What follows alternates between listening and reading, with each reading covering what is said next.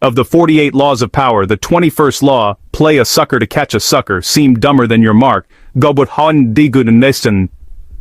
is a masterful strategy of strategic deception that preys upon the universal human tendency to underestimate those who appear less intelligent. Robert Greene posits that openly flaunting your cunning is a fatal error, as it puts others on guard and provokes envy and resistance. The true power player, therefore, deliberately dons the mask of the harmless fool, feigning a certain naivete, confusion, or simple-mindedness to lure their target into a false sense of superiority and security.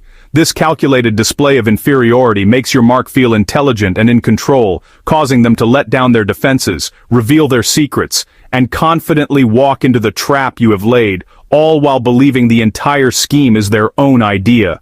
By making your opponents feel smarter than you not only disarm their suspicion, but also gain the ultimate advantage, the freedom to maneuver in the shadows while they, convinced of their own brilliance, become the true suckers ensnared by their own condescension and arrogance.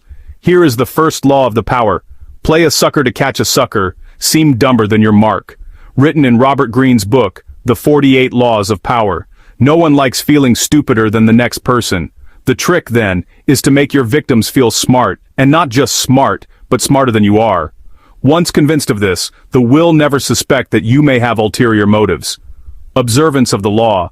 In what was the biggest diamond scam of the century, prospectors Philip Arnold and John Slack fooled the biggest financiers of the time, Asbury Harpending, Baron Rothschild, and William Ralston, into investing their millions in a fake mine site.